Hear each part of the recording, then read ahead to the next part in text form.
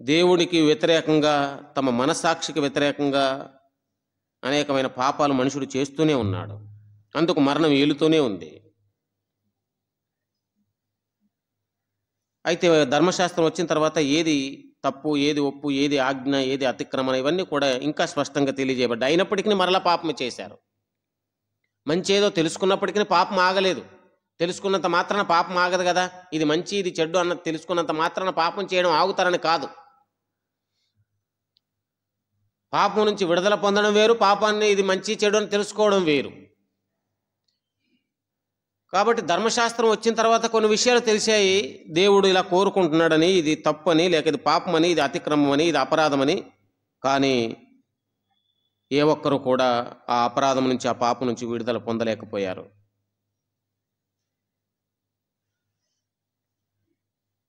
అయితే ఒకడికి ఇది తెలిసి చేసిన, లేక అంతగా ఇది పెద్ద పాపం కాదనుకున్నా, ఒకటి తర్వాత ఒకటి మనస్సాక్షి వాత వేయబడుతుంది, పాపం పెరిగిపోతూనే ఉంది, మరణం వెంటాడుతూనే ఉంది.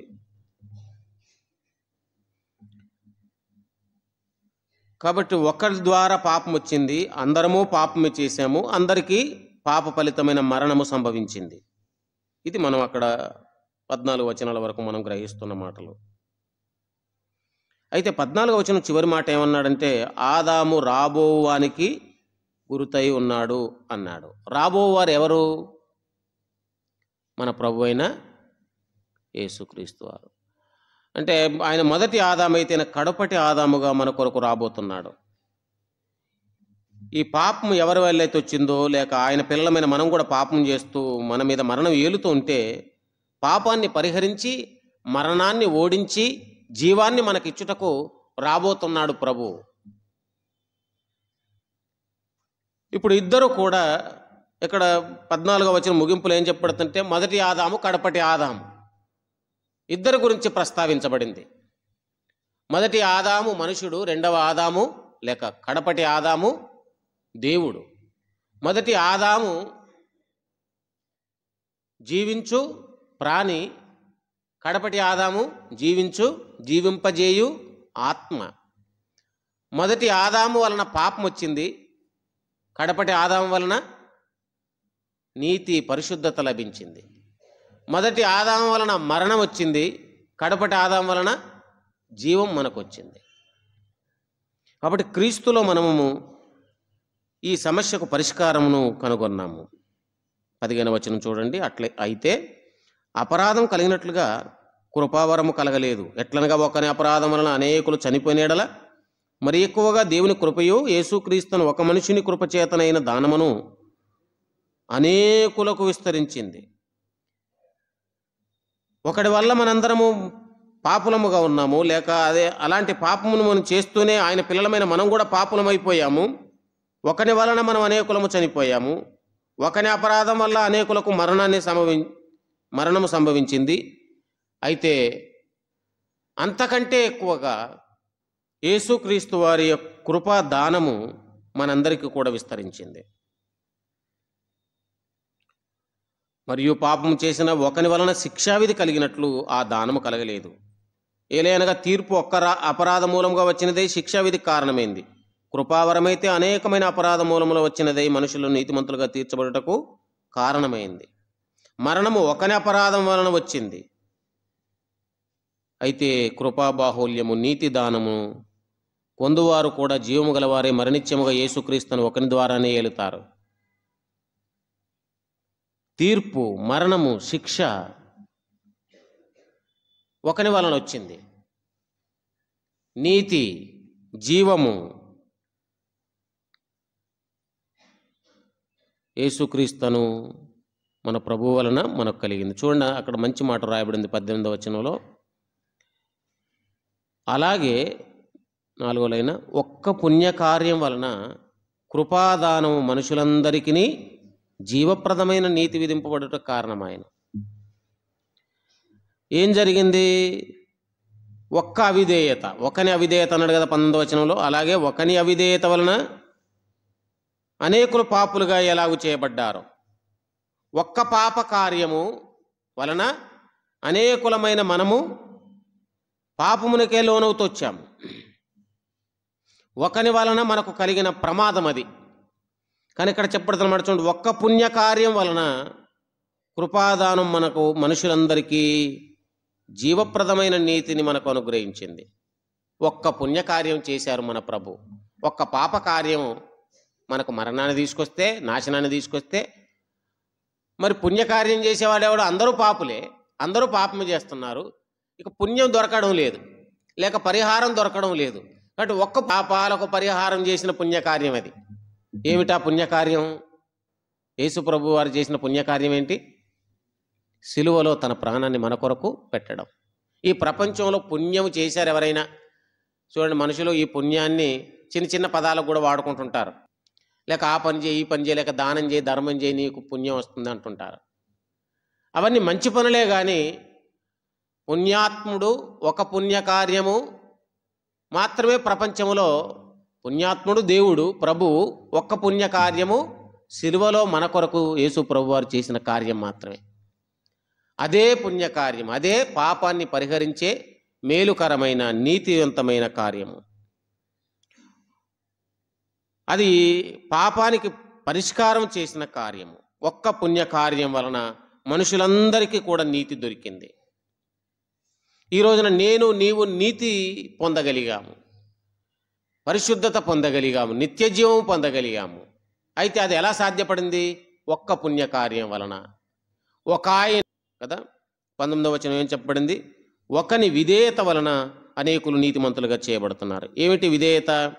పరలోకమందున్న మన ప్రభువు విధేయత చూపించాడు. భూమి మీదకి రావడానికి మనుష్య రూపం దాల్చుకొని తను తాను తగ్గించుకొని శిలువ మరణం పొందినంతగా, ఫిలిప్పి 2:7-8 చెప్పాడు కదా, శిలువ మరణం పొందినంతగా విధేయత చూపించాడు. ఒక్కని అవిధేయత మరణాన్ని తీసుకొచ్చింది, శాపాన్ని తీసుకొచ్చింది, తీర్పుని తీసుకొచ్చింది, నష్టాన్ని, నాశనాన్ని తీసుకొచ్చింది. కానీ ప్రభు యొక్క విధేయత, తండ్రికి విధేయత చూపించాడు.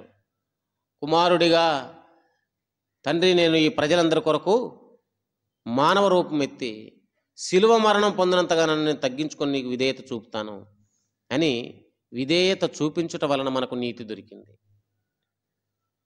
ఇటువైపు ఆదాము ఉన్నాడు, మరి అతని అవిధేయత మనకు సమస్య తీసుకొచ్చి పెట్టింది. ఇటువైపు ప్రభు ఉన్నారు, ఆయన విధేయత మనల్ని నీతిమంతులుగా తీర్చింది. కాబట్టి ఆయన త్యాగము, ఆయన చేసిన పుణ్యకార్యము, ఆయన పొందిన మరణము, ఆయన పొందిన శిక్ష, మనకు అందరికీ శిక్షా విధి కలిగింది. కానీ ఇప్పుడు శిక్షా విధి లేదు, ఎందుకంటే శిక్ష ఆయన పొందాడు. మనందరికీ పాపం సంప్రాప్తమైంది, కానీ ఇప్పుడు మన పాపం కొట్టివేయబడింది. మనందరి మీద మరణం వేలింది, కానీ ఇప్పుడు మరణం నుంచి మనం జీవములోనికి దాటాము. తీర్పు పొందవలసిన వాళ్ళం, ఉగ్రత కింద ఉండవలసిన వాళ్ళం, కానీ ఇప్పుడు మనము విడుదల పొందాము. ఎందుకంటే ఒక ఆయన విధేయత, కడపటిగా ఒక ఆయన వచ్చారు, ఆయన తండ్రికి ఎంతగానో విధేయత చూపించి, తన ప్రాణమును అర్పించేంతగా విధేయత చూపించి, ఘోరమైన అవమానకరమైన శిలువ మరణం పొందినంతగా విధేయత చూపించి మనల్ని నీతిమంతులుగా చేశాడు. ఈ రోజున నా నీతి జీవము మనకు ఇవ్వబడిన ఈ శిక్షావిధి కింద లేని జీవితము, ఇది ఒక ఆయన వలన మనకు కలిగింది. ఇద్దరు పోల్చబడ్డారు, లేక ఇద్దరు ఒకరికి భిన్నంగా ఒకరు చూపించబడ్డారు. ఒక ఆయన వలన వచ్చింది, మరొక ఆయన వలన పరిష్కరించబడింది కదా. మొదటి ఆదాము వలన వచ్చిన సమస్య అంతటికీ కూడా కడపటి ఆదాము పరిష్కారం చూపించాడు. ఒకవేళ మనం అలాగే మొదటి ఆదాములో నుండి వచ్చిన వాటిని కలిగి ఉండి ఆ రకంగానే జీవితాంతం కొనసాగితే గనక మనం నశించే స్థితిలో ఉన్నాము. అంతకు మించి మనకు ఏ విధమైన హోప్ లేదు, నిరీక్షణ లేదు. అంతకు మించి మనం చేయదగింది ఏమీ లేదు. ఇక భూలోకంలో ఎంతమంది పుట్టినా, ఎంతమంది జ్ఞానులు పుట్టినా, ఎంతమంది తెలివితేటలు కలిగిన వాళ్ళు పుట్టినా, ఎంతమంది అందంగా పుట్టినా, ఎంతమంది ఏ గోత్రంలో పుట్టినా, ఏ స్థాయిల్లో పుట్టినా, అందరూ కూడా నాశనానికి తప్ప దేనికి పనికిరారు. కానీ ఇంకొక అవకాశం కూడా మనకు ఇవ్వబడింది అక్కడ. ఏంటట? 21వ వచనం చూడండి. అయినను పాపం మరణమును ఆధారం చేసుకుని ఎలాగేలును అలాగే నిత్యజీవం కలుగుటకై నీతి ద్వారా కృపయు మన ప్రభువైన యేసుక్రీస్తు మూలముగా ఏలు నిమిత్తము పాపం ఎక్కడ విస్తరించునో అక్కడ కృప అపరిమితంగా విస్తరించింది. పాపం మనలో విస్తరించింది, మన మీద కృప కూడా విస్తరించింది. మనము పాపులమై మరింత పాపులమై ఉన్నప్పుడు కృప వెంబడి అధిక కృపను మనకు అనుగ్రహించి మనము మారుటకు, మనము విడుదల పొందుటకు, మనం రక్షణ పొందుటకు ప్రభువు మనకు మార్గాన్ని ఏర్పాటు చేశారు. కాబట్టి ఇక్కడ మనం గ్రహించవలసింది ఏంటంటే, మొదటి ఆదాములో నుంచి వచ్చిన పాప శాపాలు, మరణము, శిక్ష, భయంకరమైన నరక శిక్ష, ఇవన్నీ కూడా ఎంతో భారమైనవి, మోయలేనివి, మనుష్యుడు పరిష్కరించుకోలేనివి, అసాధ్యమైనవి. మనమంటూ ఏమి చేయలేము. మనకంటూ మరొక మనుషుడు కూడా హెల్ప్ చేయలేడు. నిరాశలో ఉండవలసిందే మనకి. కానీ క్రీస్తులో వీటన్నిటికీ మనకు పరిష్కారం దొరికిందంటే, యేసు ప్రభు వారి కృప ఆదాము వలన వచ్చిన ఈ అనేక సమస్యల కంటే కూడా అధికమైనది. మొదటి దానికంటే చూడండి, దీన్ని జయించాలంటే ఇంకా శక్తివంతమై ఉండాలి కదా. పాపము చాలా శక్తివంతమైనది, కానీ ప్రభు ఇచ్చే నీతి అంతకంటే గొప్పది. మరణం చాలా బలమైంది, కానీ ప్రభు ఇచ్చే జీవము మరణాన్ని జయించగలిగింది. శిక్ష చాలా భారమైనది, కానీ ఆ శిక్షను ఆయన పొంది మనల్ని స్వతంత్రులుగా చేశాడు, శిక్షా విధి కింద లేకుండా చేశాడు. కాబట్టి ప్రభువు కృప మరింత అధికమైనది, హెచ్చైనది. ఒక అవిధేయత ఉంటే విధేయతే ఎక్కువైనది అవిధేయత కంటే. ఒక అవినీతి ఉంటే నీతి ఎన్నో రెట్లు శ్రేష్టమైనది. ఒక పాప కార్యం కంటే ఒక పుణ్యకార్యము ఎంతో గొప్పది. కాబట్టి యేసుక్రీస్తులో అధికమైన కృపను మనం పొందాము. తద్వారా వాటన్నిటినీ పోగొట్టుకోవడమే కాకుండా, వాటి అనుభవించకుండా తప్పించుకోవడమే కాకుండా, మరింత శ్రేష్టమైన వాటిలోకి మనం వెళ్ళాం. ఎలా వాళ్ళ పాపానికి పరిష్కారం దొరికింది, ఎలా వాళ్ళ శిక్ష లేదు అంటే అంతవరకే కాదు. మరణం అనగా రెండవ మరణము లేక ఆత్మ సంబంధమైన మరణం నుంచి మనం విడుదల పొందాము, రెండవ మరణమైన నరకం నుంచి విడుదల పొందాము, చాలు అని అనుకోవడానికి కాదు. ఈ అధికమైన కృప ఏం చేసిందంటే, ఈ మరణము నుంచి తప్పించడమే కాకుండా నిత్య జీవంలోనికి మనల్ని తీసుకువెళ్ళింది. ఈ పాపం నుంచి తప్పించడమే కాకుండా నీతిలోనికి మనల్ని తీసుకువెళ్ళింది. ఈ శిక్షా విధి నుంచి తప్పించడమే కాకుండా, ఇదిగో నీ శిక్ష కొట్టివేస్తున్నాను వెళ్ళిపో అనడమే కాకుండా, ఇప్పుడు నువ్వు నా కుమారుడవు, నా కుమార్తెవు, నా ఇంట్లో సభ్యుడుగా నీ ఉండు అని మనల్ని చేర్చుకుంది. కృప మన ఎడల అధికముగా విస్తరింపజేశాడు దేవుడు. హెచ్చైన కృప మన ఎడల కలిగి ఉన్నాడు. కృపా దానము మనందరికీ జీవప్రదమైన నీతినిచ్చింది. జీవము గలవారమై ఉన్నాము, జీవప్రదమైన నీతిని కలిగి ఉన్నాము, నిత్య జీవము కలిగి ఉన్నాము. చూడండి 17వ వచనం, జీవము కలిగే వారమై ఉన్నాము. తర్వాత మాట అన్నాడు, జీవప్రదమైన నీతిని అన్నాడు 18వ వచనం. 21వ వచనం, నిత్య జీవము. క్రీస్తులో జీవాన్ని, జీవప్రదమైన నీతిని, నిత్య జీవాన్ని కూడా కలిగి ఉన్నాము. ఆదాము వలన వచ్చిన లేక మన పాపం వలన వచ్చిన సమస్య పరిష్కరించబడమే కాదు, కానీ అత్యధికమైన ఉన్నతమైన స్థాయిలోనికి మనం తీసుకురాబడ్డాము. ఒకని వలన అలా జరిగితే ఈయన వలన ఉన్నతమైన స్థానానికి మనం వెళ్ళగలిగాము. క్రీస్తులో మనకు ఇన్ని మేలులు, ఈ గొప్ప ఆధిక్యత, ఈ గొప్ప స్థానము